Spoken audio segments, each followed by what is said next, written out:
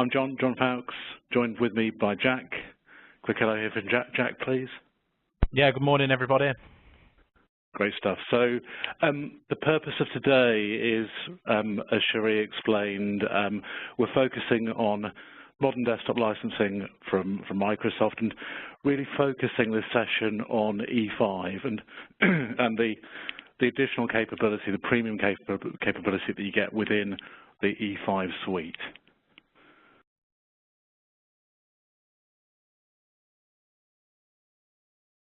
Okay, so if I just run the slides. So in terms of agendas, in terms of agenda running order, at the top of the slide here, this is what we get in terms of uplift. So I think, as I say, we don't want to focus too much on the E3 capability. I think there's a degree of understanding already in terms of E3, and really that's become Microsoft's standard offering. So what we want to focus on is the premium offering in terms of E5 and how that is captured across the modern desktop stack.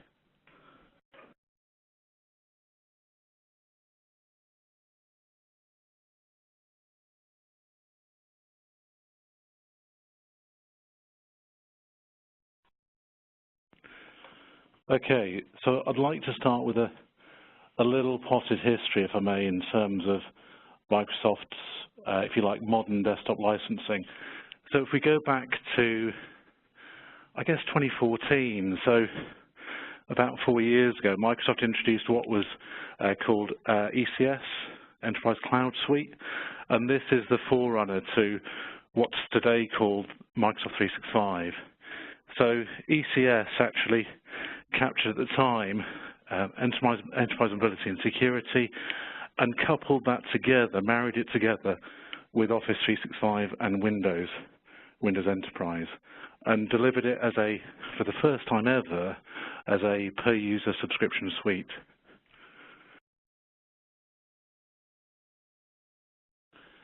So in 2014, ECS was a single suite.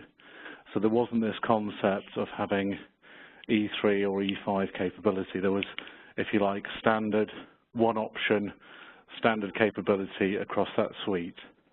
But it essentially replaced, if you like, the older desktop constructs of Core Cal, Office Pro Plus, and Windows, and fundamentally, as I say, took this to a subscription-based, so it's always subscription, always per user licensing model.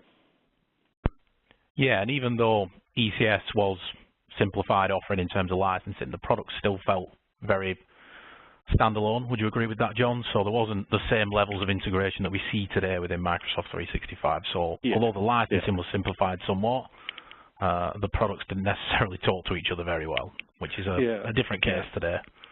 Yeah, I think back in 2014 it was very much a licensing construct, and now the development of that suite has been done in a very integrated way across security, across productivity, and across the desktop OS. So in terms of ECS, again, just coming back to the history timeline, if you like, if we move forward to 2016, so around about June 2016, Microsoft made name change, so ECS became SPE, Secure Productive Enterprise. It's a bit of a mouthful at the time, but we got our heads around it, we got used to that terminology, and at that point Microsoft introduced this concept of E3 and E5, so the idea that E5 includes everything you get in E3, but it adds additional capability, and this goes across, if you like, the planks of the desktop. So EM+S there in the middle on the slide as the security suite, Office 365 as a productivity suite broadly, productivity, security, governance, compliance, and then Windows 10 as the underlying desktop operating system. So 2016, fast forward to last year, and Microsoft changed again terminology. So the branding has changed and is now Microsoft 365.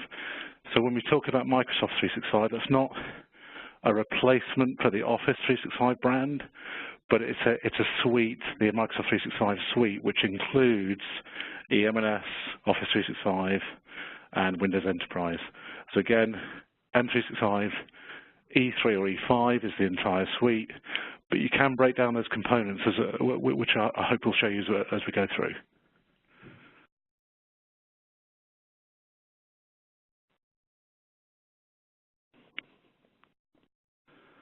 So I'm just going to jump into our next slide. So again, this just gives a high-level overview in terms of feature comparison, and just coming back to, again, the fact that when we talk about M365, or indeed if we're talking about E3 or E5, first of all, the first question is, if someone's asking, I need E3 capability, well, are you talking about Office 365, are you talking about Windows, or are you talking about EM+S? So if we look at the suites, they are M365 E3, Microsoft 365 E3, or Microsoft 365 E5, and those are the combined elements of that platform, so Office 365, Windows, and EM+S. Bearing in mind, there's nothing to stop, and we see this quite a lot for a lot of customers. For example, purchasing E5 capability within, say, Windows or EM+S or Office 365, but not necessarily through the whole suite. So not necessarily taking M365 E3, taking M365 E3 as your baseline, and then stepping up the elements that do prove valuable and of interest to the organisation. So it may be the security features, enhanced security features that we see within EM+S or in Windows, or indeed Office 365 and the aligned productivity there. So absolutely, customers can pick and choose. So it doesn't have to be, if you need E5, firstly, let's think about what you mean by we need E5, in which layer does that requirement fall, and also it doesn't necessarily necessitate a wholesale, if you like, upgrade, price hike and increase to M365 E5. In some cases it will, and certainly the pricing is structured to make sense and to make that leap in some cases a really cost-effective leap to do, but it's not always the case that you need to. So again, we're going to hopefully just demonstrate what those elements contain, what those differences are as we go through. Jack, yeah. Anything to add from your point of view? Yeah, we're certainly seeing more customers now adopt E5 for a subset of their users, primarily focused around security, if I'm being honest. So that's for high-risk, high-value users, so the exec teams typically, or the IT teams, or any account that has additional privileges. But what we are seeing as well is that they won't purchase it for their entire organisation. They'll purchase perhaps E3 for the 85% and then E5 for the 15%. Yeah. And I think one of the things that isn't referenced on this slide is the fact that if you purchase M365 E3 or E5 for your entire organisation, or a mix of your organisation, there are some on-premises benefits as well, John. So it simplifies the on-premises licensing model a little bit as well, doesn't it? Yeah, that's a good point. So, and what Jack's saying there is in terms of hybrid use. So again, through these suites, there is dual use rights to Exchange, SharePoint, Skype for Business. So in terms of those, if those servers are still maintained, deployed on-prem, equally using the cloud services as well, then those client access licenses don't need to be purchased. So they're included indeed within the Office 365 component that you see at the top. And that goes for Office 365 E3 and E5. And equally, EM+S has, again, some licensing inclusion that does deliver in terms of on-prem server access. So in terms of the Windows Server CAL, that's included the Rights Management Services CAL as well, if you're using traditional RMS on-prem servers, and also, crucially, the SCCM client is included as well. I think one of the common themes within E5 as well, John, is there are some relatively disruptive technologies in here. So as we move through, organizations tend to identify that Microsoft could potentially replace some of their existing antivirus tools, for example. Yeah. So that's one of the common themes, particularly in E5, as well as the fact that a lot of the services talk to each other in terms of security capabilities, which we'll touch on later. Yeah. In terms of the old CSP versus EA licensing question, John, we're always told that CSP is certainly more flexible, so if customers do want to purchase E5 for a subset of the users, that's certainly an easier thing to do, right, in CSP, whereas EA requires sometimes you to do persona exercises and profiles, or maybe pre-existing arrangements with the Microsoft account management team. Is that correct? Yeah, that is correct, Jack. And I appreciate in terms of the customers we've got listening in today, we'll have a mix of customers purchasing in different ways, some on CSP, some on EA, maybe M+S. So it's a variety of different purchasing mechanisms, and that's absolutely fantastic. That's great. And we do support all customers in all these different ways that you can purchase your 365 licensing. But the enterprise agreement, certainly, if we're looking at online services, the likes of EM+S, Office 365, online services, certainly they don't actually, they're not required to be across all users. They're not the same as enterprise products. So the likes, for example, of the older Office Pro Plus product, or the traditional Cal suites, Core Cal, eCal suites, they're enterprise products which certainly need to be across either all devices or all users, depending on the type of product that's licensed. Office 365 subscriptions actually just have to be a minimum of 500 within the scope of an EA, but what you will find, to Jack's point, unless you start doing profiling, if you've got, for example, EM+S and you've got, let's say, Office 365 E3 or E5, those numbers have to match, so you are making a commitment to those numbers.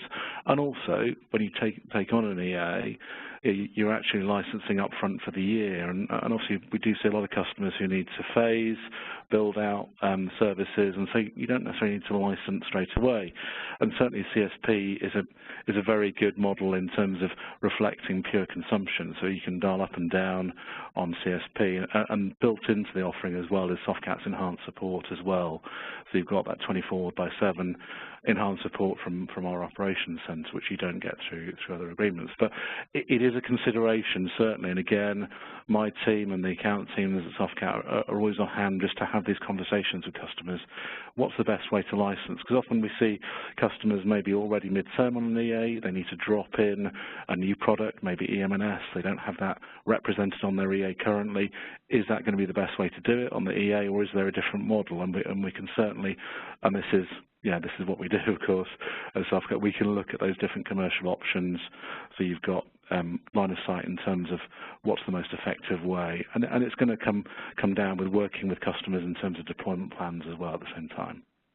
Yeah, absolutely spot on there, John. So it feels like when we talk about E5 to customers, they want to do a test pilot phase to begin with, which may last for an extended period of time. Typically, if they're on EA, you get the products cheaper on a per user per month basis. But as you've said, if it's EM+S E3, you might have to purchase that for everybody. So perhaps CSP is the better way to go. But as you've said, we're here to help from a licensing perspective and make sure you get the best bang for your buck in terms of rolling it out across your estate if it's something that you're interested in doing.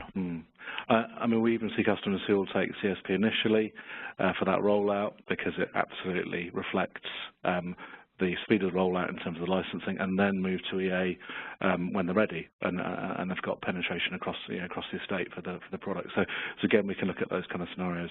One thing I would add, just in terms of the feature comparison here, and it's not on the agenda for this session, but in terms of F1, so Office 365 F1, that is represented within these M365 suites now as well. So you've got, coupled with that, a little bit of a cut down EM+S and a little bit of a cut down Windows Enterprise. So there is an M365 F1 suite as well, which is available, and we are seeing a big uplift in that particular suite as well. So the front line, it's essentially the old kiosk plan together with EM+S capability and Windows capability brought together. So that would certainly feature in the lineup on this slide. But as I say, we've done that previously on the other webinars, and today's the focus is more the enterprise and the E5, what you get in E5 over E3, really. Okay. I'm just going to move on to our next slide. Yeah, the Office 365 E5 features, sorry. And as we said before the call, John, the E5 features within Office 365, we feel that our customers probably know those the best.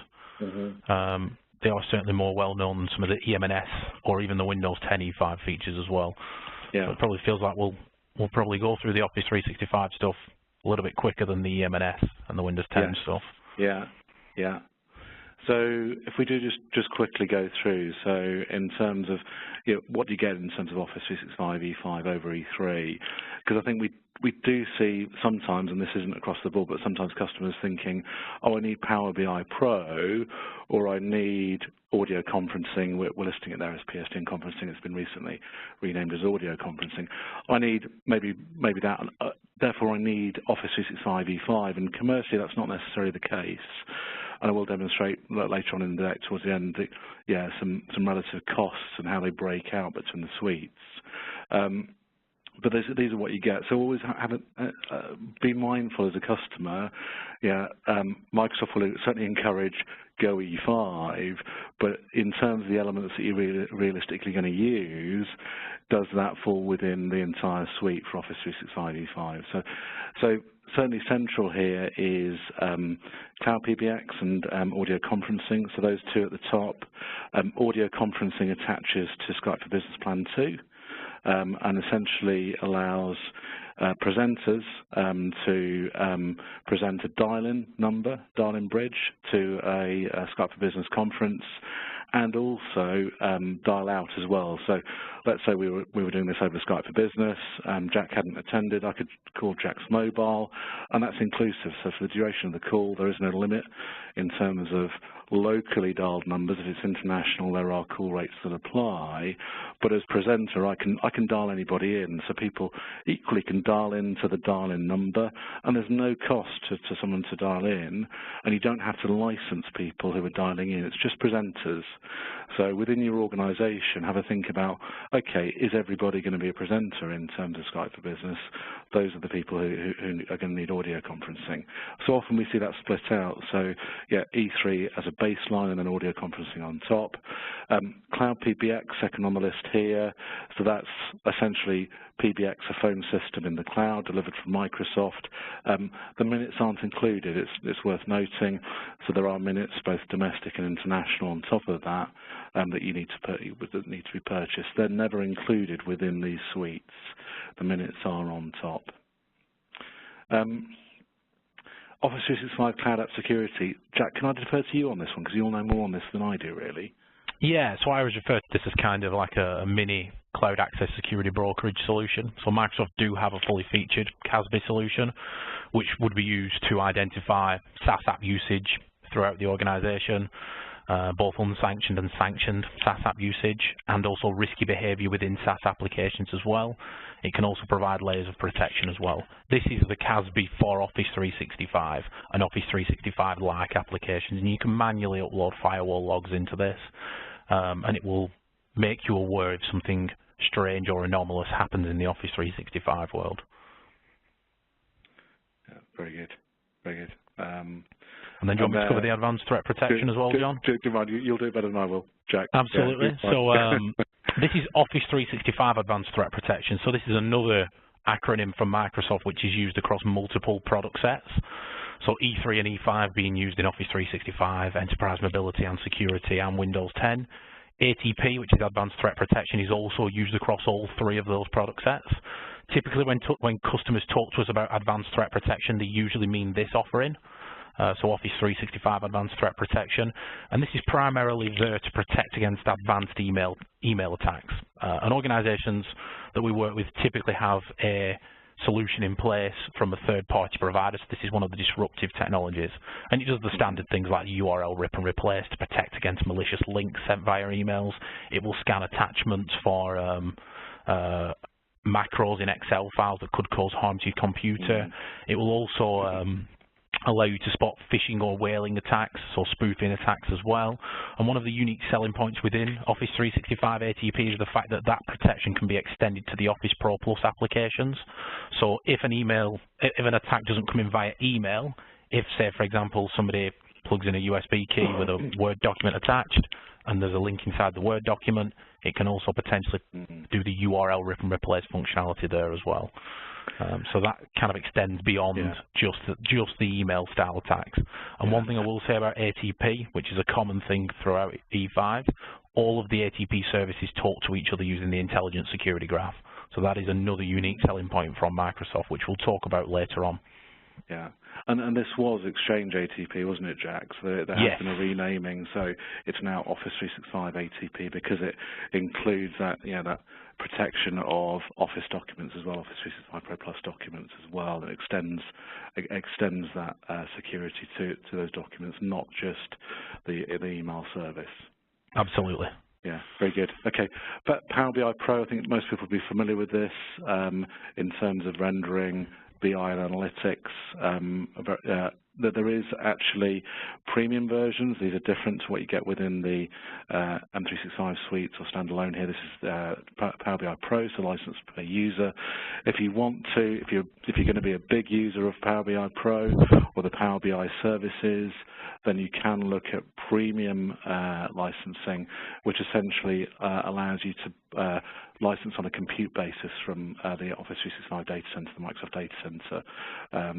Certainly we could take that offline if anybody wants to look at that, and there are calculators online to allow you to calculate how many Power BI Pro users you might need versus the different, because there are more than one, different premium plans as well.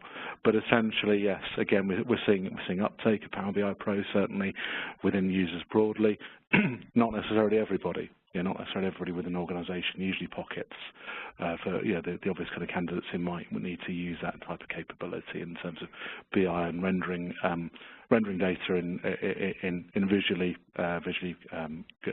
stunning ways. Yeah, and you've touched on an important point there, John. So Power BI Pro certainly fits in that profiling exercise window. So if you only need it for 30% of your users, don't buy E5 for everybody if that's the only feature that you're after. Whereas some of the other features, they would only really make sense if you purchase them and use them across the entire organisation. And in some ways, that's the only way that they actually can provide effective levels of protection or be useful to your end users. So we'll try and point those out when we come across them. Yes. So just moving on a slide, again, this is still Office 365 E5 key features. So again, these are present in Office 365 E5, but not in Office 365 E3. So top of the slide there, My Analytics. Correct me if I'm wrong, Jack, but this was Delve, wasn't it, or Delve Analytics, but it got renamed. So this essentially gives you a view of what people are doing and how they're spending their time at work, I think is a fair summary, isn't it? Yeah, so Delve Analytics is the organisational-wide analytics. My Analytics is more personal, so I've got this enabled on my 365 account, and it essentially sends me an email every week telling me how inefficient I am at my job, to stop emailing when I'm in meetings and to work during normal working hours. So some organisations, this is very interesting to them because it takes the data from Office 365 and Exchange and presents it back to the end users to suggest how they could be more efficient. Other organisations really just aren't interested in it at all. So we do have it turned on at Softcat. It's super simple to configure. But yeah, it likes to insult me on a weekly basis. Yeah, okay. Just thinking, it's not necessarily motivational from your point of view there, Jack. It's just telling you, it's just telling you how overworked you are, isn't it, basically? Yeah. I keep replying to it. It doesn't keep coming back. It's saying, stick to your own job. But yeah, that's My Analytics, basically. And customer managed encryption key. Jack, can I give this one to you to take? Yeah, sure thing. So this is a way of allowing organisations that have strict compliance requirements around encryption key provisioning and management. It's a way of Office 365 kind of unlocking the migration for those types of organisations. So you can provision encryption keys on premises, store them in Azure Key Vault, and use those encryption keys to protect data at rest in Office 365. That does require E5, so it's an E5 licensing SKU. And it's particularly popular in legal and financial sectors where they have signed certain contracts or they have certain compliance requirements that otherwise would prevent them from using Office 365. Okay, yeah. And that's going to be one of those where, it's E5 for all of your users pretty much. Yes, so that feature needs to be licensed for everybody, isn't it? Yeah, and I think it's also important to point out that we always recommend organisations take a Microsoft managed key first and justify the customer managed key approach or the bring your own key approach, just because it's going to increase costs and complexity. And using customer managed key doesn't necessarily mean that Microsoft isn't able to access the data. Office 365 services still need to see that data to do intelligent things with it. there's hold your own key scenarios where Microsoft would not be able to access that data, it would be encrypted, but we'll touch on those a little bit later. But it is all about encryption, key provisioning and management, and we are running a separate webinar on this, I think, in a few weeks' time. Yes, I think it's part of the series, isn't it, coming up? Mm-hmm. Yeah, and customer lockbox fits in that same scenario as well. So customer lockbox allows you to log support calls with Microsoft, and in the rare case where they need to see some of your data, you can drop it into a customer lockbox, and they will, you know, once they've requested access to that data, they will just see that data as well. So that's for support purposes. Again, part of E5. Yes, yeah. And then Office 365 Advanced Data Governance. Yeah, so there isn't a lot of data on the internet around exactly what this is, to be honest with you, John. So very simply, this adds a layer of intelligence to the policies and the automatic data classification within Office 365, and will build default alerts to make you aware when something strange is happening and something within a data governance part of your organization needs to make them aware, like massive sets of data being removed or specific sets of data that meet specific sets of criteria being removed from Office 365. Yeah, yeah. And one of the big things is able... Go on, sorry, John. This is relatively new, isn't it, to the suite, and I think certainly had updates and improvements to recently. Yeah, it's part of Microsoft's big GDPR focus, particularly in the European Union. One of the really good things it's able to do as well is when you import data into Office 365, it will actually scan that data. So both structured and unstructured data, that would be the unstructured data import, file data. It's able to scan that and then recommend whether you should actually bring that data in at all. So you can build classification rules based on users, type of data, what type of content is in there, just so you don't have to put it in Office 365 if you don't actually need it there. So from a life cycling of your data perspective, it's a very effective tool for getting you into a healthy position before you start to use Office 365, and then retrospectively providing you with the right levels of governance and controls. But just having that classification to allow you to make that judgment, I think, must be really, really useful for a lot of organizations. Yeah, absolutely, absolutely. There are some pretty powerful features actually included in E3, so you can classify data manually within E3, and you can write retention policies. This just adds that additional layer of intelligence where you can target it based on specific rule sets. Yeah. Yeah, especially if you're importing data into Office 365, and you may have a whole raft of all sorts of data that is some is good, some is bad, and you know some of it's bad, and you need to wheedle out some of the stuff. So that would certainly help that process along, wouldn't it? Yeah, and they're also bringing in integrations with AIP now, so the labels are consistent. There used to be a bit of a broken model between Office 365 labels and AIP classifications. That now has consistency, and that's only going to get better as the service grows. If you want to do any of the intelligent protection or use the AIP client, that's still going to require an AIP license, but at least the labels are consistent now across Office 365. Yes, very good. Okay, just moving on. So again, we're just finishing up on Office 365 E5 features. So Attack Simulator, I'll be honest, I know nothing about this, Jack. And it's new, isn't it? Yeah, hot off the press. So this is a new offering from Microsoft, and it builds upon some of the capabilities within Azure Security Center and Log Analytics, which I think is now called OMS within Azure, to do vulnerability assessments on your organization.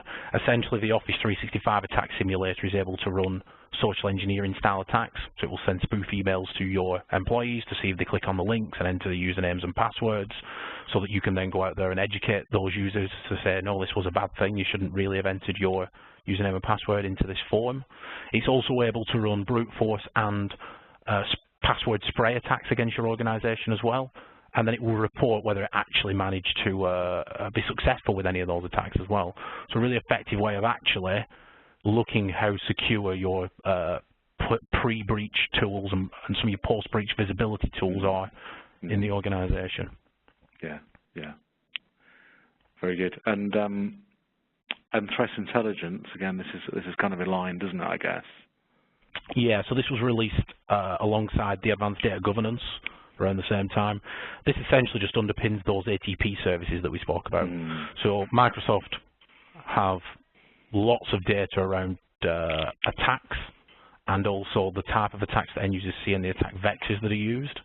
ATP threat intelligence will allow you to model emails coming into your organization, and then if an attack's taken place, so that email was malicious and it got through the ATP, the Office 365 ATP protection services, you could then see which endpoints were potentially impacted, what Defender ATP saw on those endpoints, whether they started running some risky scripts for command and control, or whether attackers started to move laterally. That would be identified by Azure ATP, which again, we'll touch on those services a little later on.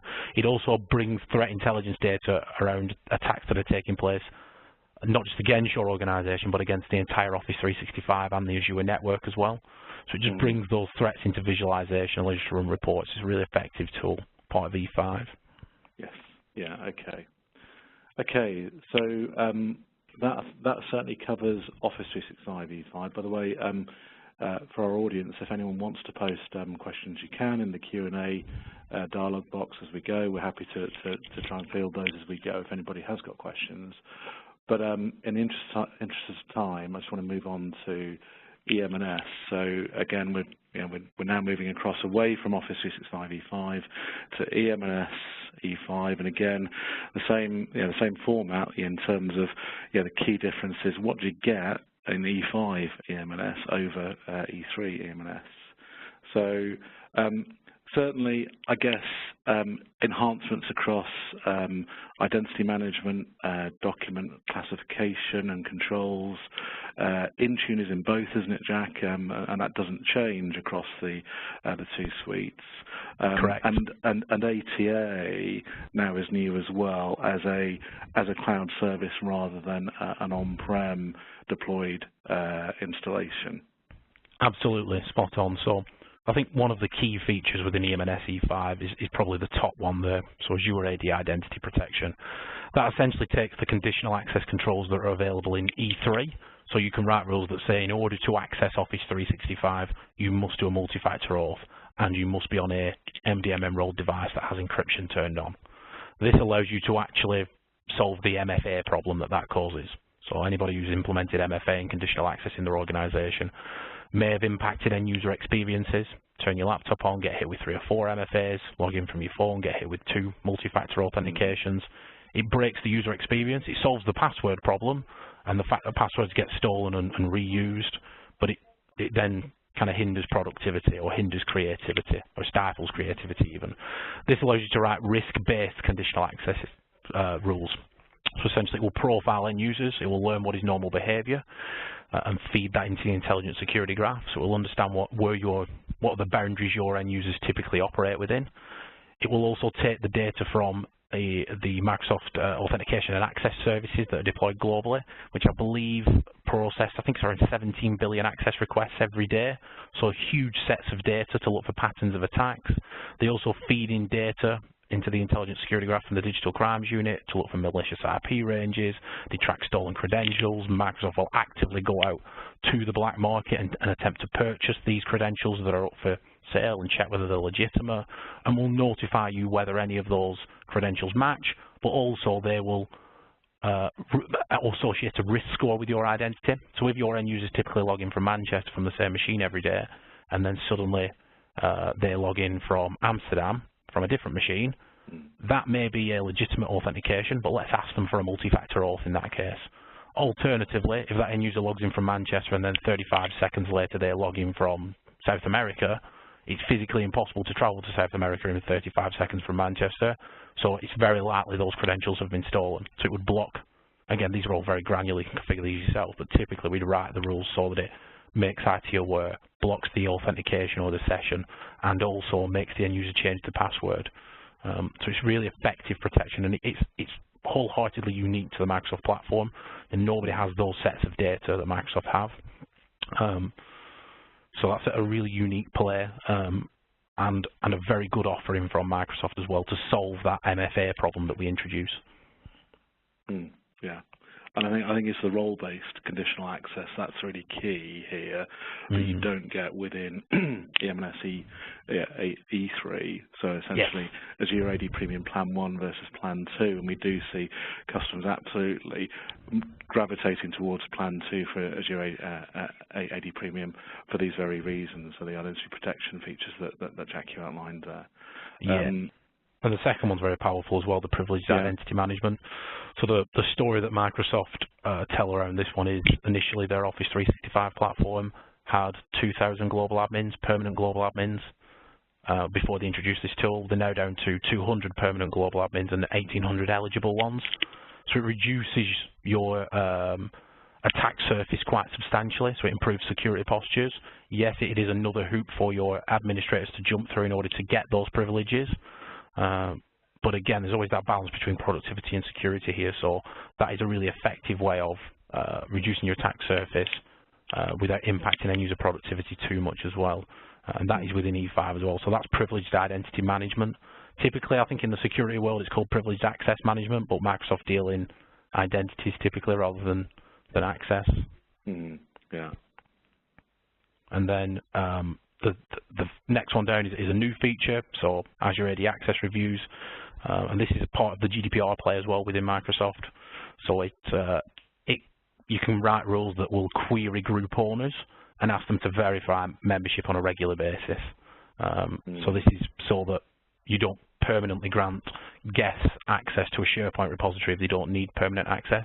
If they only needed access to that repository to edit a document for 2 weeks, for a cross-collaboration project that you was working on, they should only then theoretically have access for 2 weeks or until the next access review is run. So that's a new service that was released about a month ago as part of E5. Yeah. And then finally, there's the Azure Information Protection P2, which is Plan 2, which is the same pretty much as P1, apart from you get automatic data classification based on DLP rules or custom classification rules. And as you touched on before, John, when we were talking about importing data into Office 365, without P2, it's difficult to classify legacy data and protect legacy data. So we always say to organizations, you should absolutely classify all of your data. You shouldn't necessarily, apply file level encryption or rights management to all of your data. We should certainly classify it. That makes a lot of sense, because then you can write DLP rules on a client endpoint agent, or through other vectors which data can leak out of, whether it's email or whatever it might be. So it makes sense to classify the data. With P1, that's great for classifying all data moving forward, so all new data that you're going to create. But what about the legacy data? How do you go out there and actually classify that? Well, the answer is to use P2 to create those automatic data classifications. So you could say if it contains 3 credit cards, it has this classification, and this classification applies this level of encryption and this level of rights, versus if it matches this set of strings, then apply a different set of labels. You can then use the AIP scanner to scan on-premises repositories to automatically classify that data before you bring it into Office 365 and protect it if required as well. So it's a really effective way of picking up that legacy data, or certainly identifying the legacy data and applying those classifications, which is really cool. The final thing that it does is it enables hold your own key scenarios. So this is the scenario that goes beyond bring your own key, where you actually implement ADRMS on premises. You set classifications up for your most toxic data as an organization, so the stuff that Microsoft should never see. And the recommendation is this is the 0.01% of your data, not the 95% of your data, or certainly not the 10% of your data. That would be the recommendation. And it provides a consistent end user experience. So they just see classification labels. They don't see the fact that it's been encrypted using a hold your own key scenario rather than the Microsoft managed key or the bring your own key scenario. The end user just blasts the classification, and if it's the toxic data that we've mentioned or the top secret data, it will make it so that Microsoft cannot see that data, and that requires a P2 license as well currently. Yeah, very good. So just coming on to the next slide, I think what we've done here is just some screenshots to try and give you a view, just to show those particular features and how they're initiated and managed through the portal in Office 365. And in the previous slide, John, there is numbers that talk to us. There is. I know it's quite small on the screen here, but there are some purple Softcat numbers 1, 2, 3, 4, 5.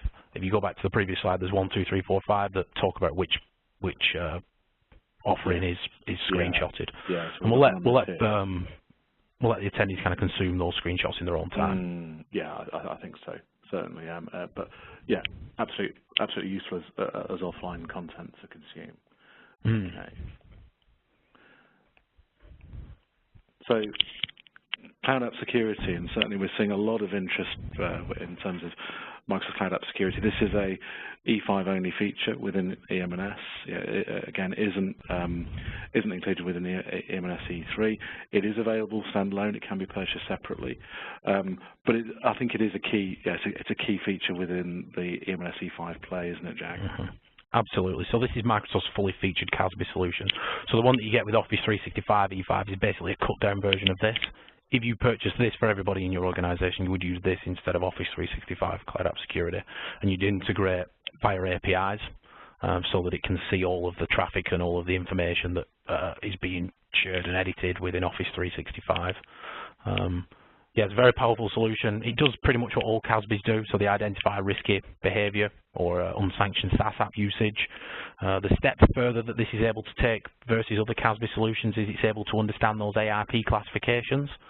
So it will look at Salesforce, for example, and if somebody drops a top secret document into a repository within Salesforce that's accessible by anybody, if they know the URL, it's able to actually log into Salesforce and revoke access to that, so move it to a different repository. And it's able to do that because it understands those AIP classifications, but the real unique play here is the fact that for those Azure AD federated apps, you can write policies that say proxy traffic via Cloud App Security, and if an end user is working on a device that isn't domain joined or isn't MDM enrolled, we don't want to hinder their productivity, but we don't want them downloading any documents. It'll still allow them to access Salesforce and a number of other SaaS applications, and the capabilities are growing kind of as the months roll on, new SaaS apps being added. But it'll proxy that traffic, and if the end user tries to do anything risky, it'll just cut the connection. So even though these are SaaS applications that theoretically you can't protect with a firewall, we've still got that ability if we bring the two solutions together, so the federated app, and we prevent direct sign into Salesforce or Box or whatever it might be, proxy the traffic through here, is able to actively protect you against some pretty unique scenarios, which is a really cool offering from Microsoft. Yes, yeah. Okay, and thank you, Jack. And our just last feature on EM+S. Move the slide forward. So 0ATP, as I briefly mentioned earlier, this is new. It again falls within EM+S E5.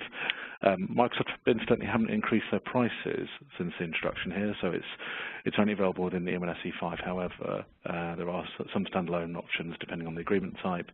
But again, this is the ATP service, but in the cloud essentially, isn't it, Jack? Yeah, so within E3 there's something called Microsoft Advanced Threat Analytics, which is very much a post-breach visibility tool. So you forward all of the traffic from your domain controllers using port mirroring or an endpoint to ATA, which sits on premises, and it's able to identify past the hash and past the ticket and honey token accounts being accessed in your environment. So this is when you've got attackers inside your network and they're looking to move laterally and elevate privileges. The problem with ATA which was the on-premises version that's included in E3, it requires a lot of resources. So we're talking physical servers, multi-CPU, fast, lots of storage. This essentially solves that problem by offloading the compute services to the cloud. And the great thing about this is it will share data with the other ATP services. So that email service, if a risky email comes in, the threat intelligence will be able to identify that as a result of that email coming in, and it being opened by a specific user on an endpoint, that endpoint was then used to do a DNS reconnaissance exercise. So you can build forensics information or analysis information to understand, yes, this is risky versus this is very, very, very risky across multiple analysis services, so there's definitely an attack going on here. And then you can actively go out there and isolate endpoints. Within Defender ATP, that would be. But yeah, this is essentially ATA in the cloud, and a new offering from Microsoft. Yeah. So certainly clever stuff, and does stitch together those different 80 services, doesn't it? Yeah, and I think one thing to keep in mind here, this at the moment does require an endpoint to be installed on domain controllers. So the on-premises version, you could use port mirroring, which didn't require an endpoint. You just required some configuration outside of the virtual machine or on the switch or whatever it might be. This, because it's sending it to the cloud, will require an endpoint to be installed on domain controllers, and it will be all of the domain controllers in your environment if you want it to be effective. That can be troublesome for some organisations, getting those type of changes past change control, but it's just something to be aware of. But it solves the ATA resource problem. Okay. So that's great, Jack. Thank you. Moving on, finally to if you like, our final pillar within the presentation, and this is Windows. So Windows 10, E5 key differences. Fundamentally, the one difference is Defender ATP. So yes, you get Defender ATP within Windows E5. You don't get it within Windows E3. Jack, I appreciate you put more detail here on this slide, and if you could run through that quickly, that'd be great. Yes, we get asked a lot about this. So this is what's been seen as a very disruptive technology, particularly in a well-established market. Essentially, Windows 10, as we all know, comes with Windows Defender built into the operating system, which is signature-based and able to provide limited protection against zero-day and in-memory style attacks. Defender ATP takes this a step further by doing that EDR role, endpoint analysis role, where it will send forensic information about your endpoint to your Defender ATP portal, and will look for patterns of attacks and risky behavior, and it's able to identify in-memory style attacks, zero-day attacks. You can then use that information again across the different ATP services that we've discussed today to build a forensic style exercise that will allow you to identify whether there's risky behavior in multiple areas on this endpoint. So it's a big play by Microsoft. I guess one of the big markets that it's challenging is that advanced anti-malware market. And because it's part of the operating system, it's able to operate at a pretty low level as well. So that's one of the USPs that Microsoft's constantly pushing here, that it's able to operate quite close to the kernel. Yeah. Okay. So I'm conscious we're going a little over on time. I thank you for everybody's patience. I don't think we've lost too many attendees, but wanting to respect people's time at the same point. So that covers certainly all the aspects in terms of the details we wanted to cover. Just finally from me, our last slide just covers pricing. So this is current CSP pricing, so it is just plain old RRP. Bear in mind, of course, we recognise that absolutely volume discounts are available across different programs. So this isn't to be used for purposes of quotation, but really just to give you the relative costs. So we're just using this as a benchmarking exercise to look at the top there, the M365 suites. So this is the entire EM+S Office 365 Windows package, either E3 or E5, £28 versus £51.90. Now that does break down as well, and I think it's useful to see how these break down, how these suites break down in terms of the cost components. So if we look at just Office 365, E3 1760 RRP, these are per user per month, ex-VAT costs, and £30.80 for Office 365 E5.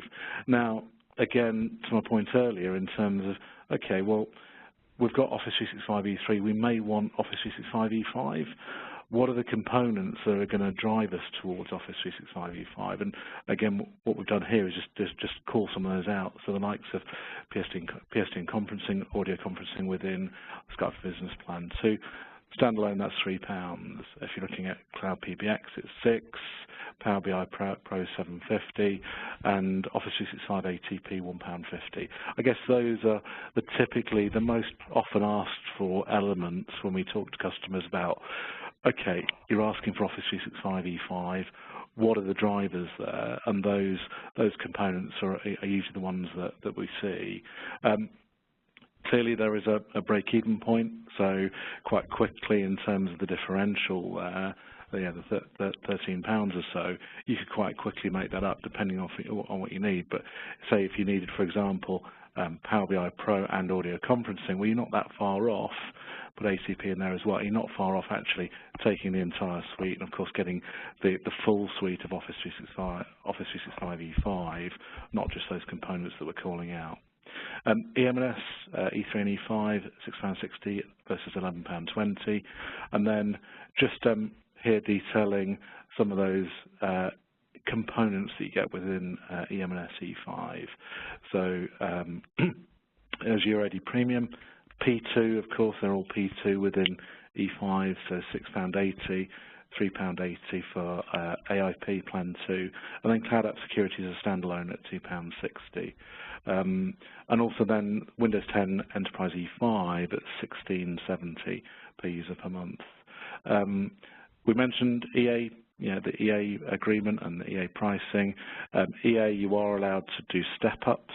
So if you've got, for example, a commitment already to, say, EM+S E3 or Office 365 E3, you can step up the suite, so EM+S, for example, E3 to EM+S E5, just paying the difference because you've already paid for the year, because EA is more of an annualized agreement model commercially, and you can step up the suite, or you could actually step up the components. So let's say you've got EM+S E3 already licensed, and you say, do you know what, we need AIP Plan 2, and we absolutely need that for all users.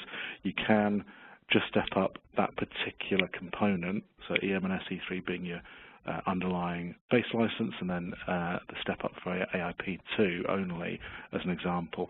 CSP is different, as we said, because it's a rolling model, and you can change absolutely on the fly, and we bill you down to the day in terms of changes against a monthly bill of consumption, so which is why you don't see step ups in CSP.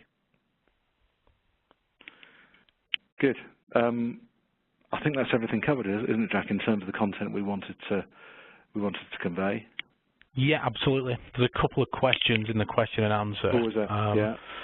So Andy Hollingworth has asked, I was under the impression M365 is only available on Enterprise Agreement? No, not the case. It is available on other agreement types. Certainly it is available EA, but on CSP as well, and other agreement types. Okay. And then there was a question about a CASB, but I think we answered that during the session, so that's fine. And then there was a question about, is there a limitation on the phone providers needed for Skype meeting dial-out like there was with E3 licensing? The phone providers, so depends. If it's the minutes and there's not, I think you can certainly bring your own minutes to the PBX service, but there may be more to that question. This is from James, isn't it? Yeah. Is there a limitation on the phone providers needed for the Skype meeting dial-out, like there is with these? Okay, so this is audio conferencing, isn't it? So the phone providers. It's a service that's provided by Microsoft, so that's brokering their back-end telco providers to offer the service, certainly. I'd suggest, James, let's take that as an action, a follow-up, certainly, and take that offline. There's probably a little bit more detail in the background that we'd need to consider to give you a full answer. Brilliant. I think that's pretty much it, but yeah, we'll certainly take that one offline. So the phone, the dial-out plans that aren't included in E5, so the what they call the PSTN lines that you need to purchase separately, kind of, they work a little bit funny, don't they? Where you purchase them on a per user basis, but the minutes are shared. They are. They're shared at a tenant level. Within the tenant, you can share the minutes against licensed users. You will be provided with a DDI number as a licensed user, and then an allocation of minutes, either domestic or international. UK domestic, for example, gives you 1,200 minutes, but that could be shared across licensed users within the same tenant. So, but yeah, happy to follow up on that, James, or anybody else who needs some more detail on some of the telco specifics. Certainly, if there is interest there, there is some detail we'd need to go through, and we do have a dedicated UC team who can get involved. A Brilliant. breaking question from Albert: for full DLP document marking capability, which I believe is catered for in Office 365 E5, what component is required to step up to this functionality? So, full DLP document marking capability, this is AIP Plan 2, right? So there are features within Office 365 E5 that can look at the data that resides in SharePoint and mark it with a DLP policy. It depends whether it needs to be encrypted or not at the file level. So, Albert, if possible, what we'll do is we'll take an action offline as well to get in touch with yourself just to understand exactly what the specific scenario is, because we don't want to recommend that you guys purchase something if it isn't required for your specific scenario. Yeah, thanks. We'll take that offline. We'll get in touch via your account manager. Yeah, and equally, anybody who's attended today, or generally any customers, if you do need to do any follow-up, Jack and I are absolutely keen to do so. If you just route that via your Softcat account manager, and we can start speaking to you directly with specifics with any of these questions or other queries you might have. But I guess, unless there's any other questions, we do overrun, Jack and I, sorry. Which is standard for us, isn't it, Jack? But thank you everybody for your time and attendance on this session.